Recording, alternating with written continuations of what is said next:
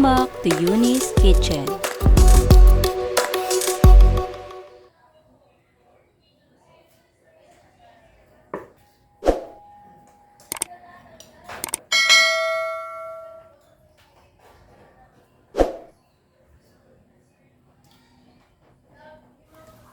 Hi guys!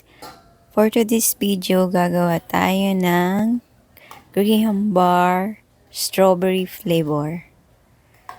Ayan na nga, naglalagay tayo ng cream dinsada at all-purpose sa isang lagayan. Paghahaluin lang yan natin.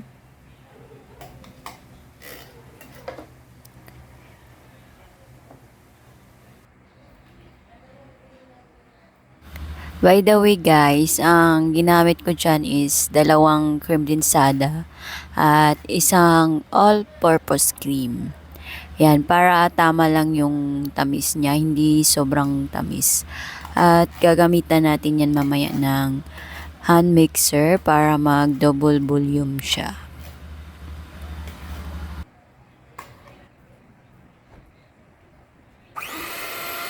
Pero guys, bago natin ginamit ang ating cream dinsada is naka-chilled siya ng overnight sa ref or sa freezer. Siguro sa freezer is 2 oras o 1 oras lang para hindi siya tumigas. At gagamit po tayo ng isang graham cracker at kalahati sa isang tray. Ayan, gumamit na tayo ng hand mixer niya. Antayin lang natin siya mag-double volume. Nasa sa inyo na po yun po sa, kung sa tingin nyo na nag-double volume na siya, okay na po yan. Mga 5 minutes or 10 minutes ko lang siya ginamitan ng hand mixer.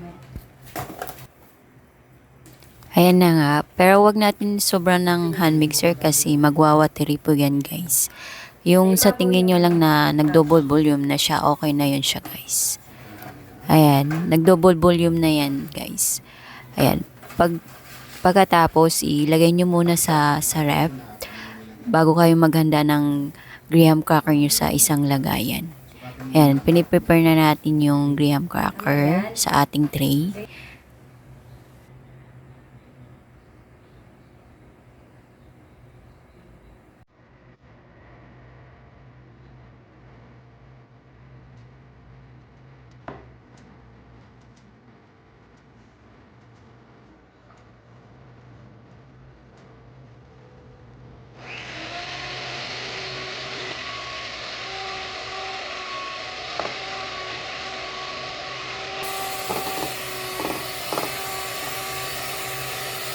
Ayan, lalagyan na natin ng strawberry syrup, guys. Isang cup na maliit lang lagay ko na strawberry syrup.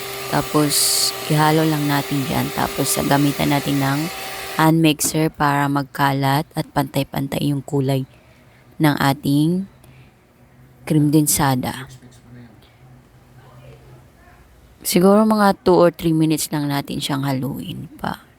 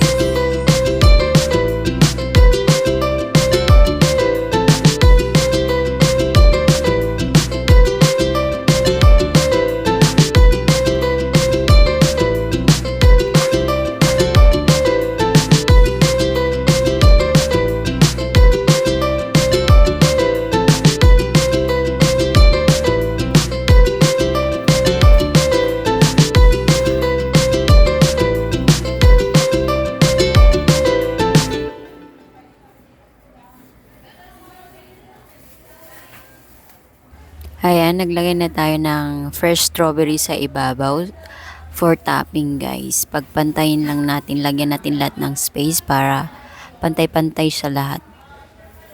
Para mamaya after nyan, maglalagay ulit tayo ng graham cracker sa ibabaw guys. Yung ginamit ko na cracker sa ilalim, kung ilang piraso is 12 pieces po yung nilagay natin sa ilalim. Kasama na po sa ibabaw, 12 piraso din po siya. Ayan, nilagay na natin isa-isa yan. Kaso, hindi nagkasya. Kaya, ginawan ko na lang siya ng paraan guys. Hindi na siya nagkasya ng 6 na piraso.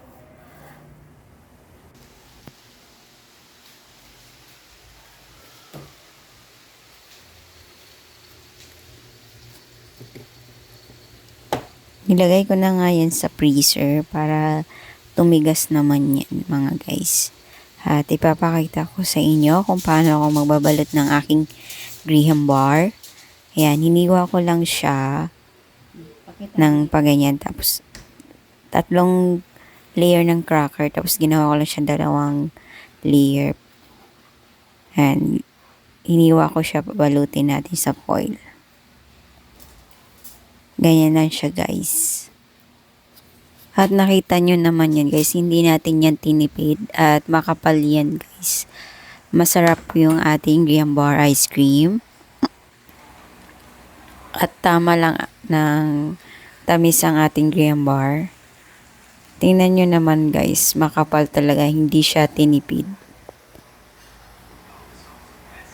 Ayan, ganyan lang po ako magbalot ng aking graham bar ice cream guys.